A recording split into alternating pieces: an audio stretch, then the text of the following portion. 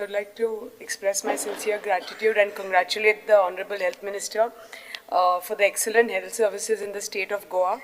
Under his dynamic leadership, we have achieved, I think, 99% emergency management call response efficiency under EMRI, from 96% to 99%. And I want to thank him for ensuring the availability of adequate ambulances in Paria constituency, thereby strengthening emergency medical services in our area. Goa government has also achieved 107% of its TB notification target, where 49 panchayats have fulfilled the criteria of TB Mukt status as on November 2025. I want to thank him for the state-of-art Goa Cancer Hospital for the state of Goa, for the online booking slots in OPD services in GMC. This initiative will help reduce waiting time and make more convenient for patients to book appointments. As of June 2025, 19 new PG seats across 5 specialities have been added in the Goa Medical College. 16 mega medical camps have been organized across Goa, which has helped over 13,000 citizens. In one such camp in Naveli, 5 cases of undiagnosed heart attacks were discovered and treated immediately, demonstrating life-saving potential of early diagnosis. I want to thank him for the IVF, the free in vitro IVF facility that has been provided in a government hospital in Goa, and that is the first of a kind in India. Jan Aushadhi centers across Goa are providing affordable medicines to every sector in Goa. When I'm speaking on FDA, Food and Drugs Authority, I take this opportunity to congratulate the FDA department for the proactive aids in ensuring the strict control over food hygiene, thereby safeguarding the health of locals and visitors to Goa. Through the combined efforts of FDA, especially I would like to mention Mr. Richard Noronha, the designated officer FDA and North Goa collector, the fraudulent practice of selling non-edible or oily cashews by mixing with edible varieties in the coastal belt, especially in Baga and Kalangut, has finally been stopped. I think 99% we have achieved this, and I applaud their efforts and request that they continue conducting the raids on cashew nuts with a focus on the coastal belt and actively pursue the implementation of the GI tag for cashew nuts in coordination with the Department of Science and Technology. This will eliminate the misuse of the term Goa cashew nuts for non-Goan varieties of cashew nuts imported from other countries or sourced from our neighboring states. I also wish to draw the attention of the Honorable Health Minister for the pressing need for upgradation of existing infrastructure of the health centers, sub-centers, rural medical dispensaries, Ayushman Arogya Mandir in Sattari Taluka. These facilities have submitted detailed lists of required modern medical equipment and infrastructure upgrades, which will be forwarded to your office shortly, sir. Upgrading health facilities in rural areas are essential, as patients will not be forced to travel to distant hospitals to avail the required treatment. We have health centers, these sub-centers, under 2 CHCs. Few of them fall under Sakli jurisdiction, and the other fall under CHC Valpoi. 3 to 5 are operating in private and panchayat premises, which fall under CHC Sakli. The proposal of construction of a new medical dispensary at Morle has been put up, and the work has already been allotted to GSIDC. There are few health centers which follow under CHC Valpoi. Almost all the centers are more than 30 years of duration, and most of them there have been no repair or renovation done, and they are in urgent need of repair, renovation, and lot of facilities over there.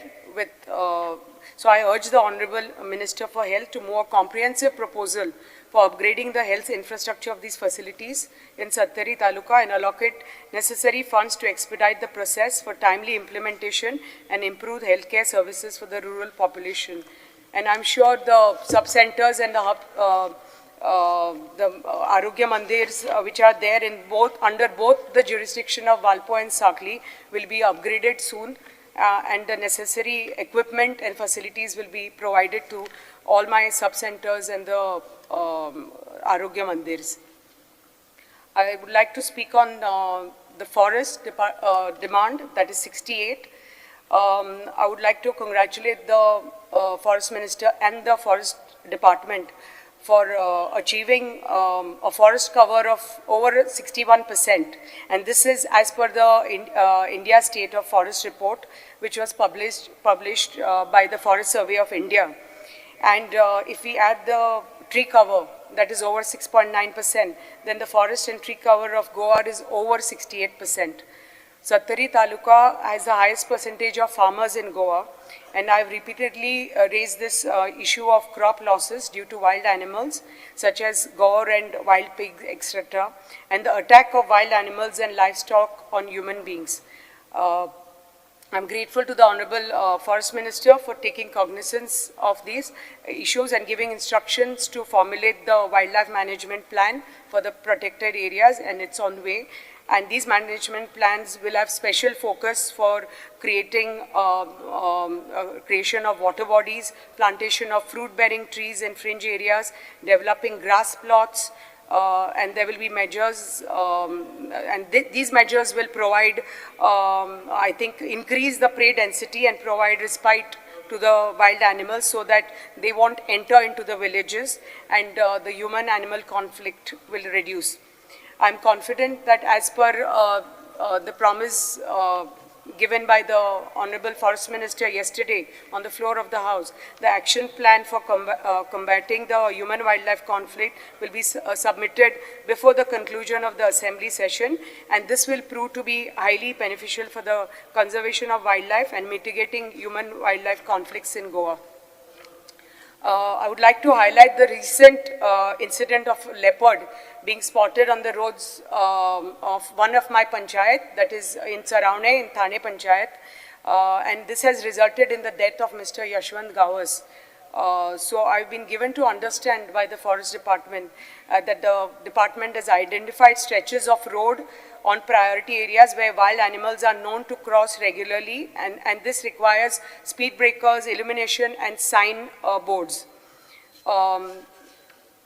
In this regard, I request the Honorable Forest Minister to give instructions to formulate a time-bound plan, action plan, in coordination with Department of Panchayat, Electricity, National Highway and Public Works to install appropriate preventive measures like warning signboards, speed breakers, street lights, so that motorists are made aware and remain alert while traveling through such zones, especially at night.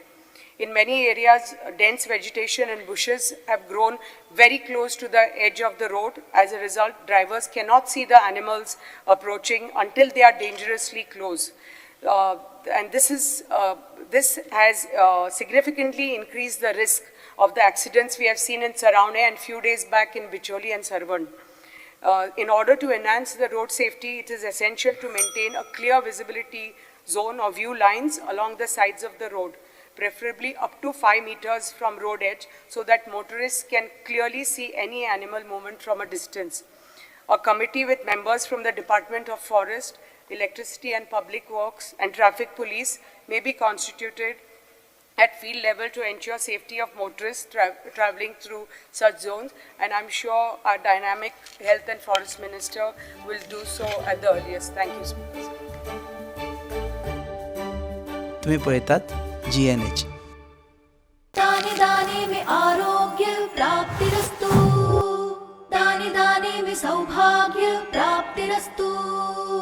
अमृत जैसा इसका स्वाद, ये है पौष्टिकता का प्रसाद। कण कण में पंचामृता, रग रग में पंचामृता, तन मन में पंचामृता, देश भर में पंचामृता, घर घर में पंचामृता प्राप्तिरस्तु। शुद्ध भी, स्वाद भी, सेहत भी।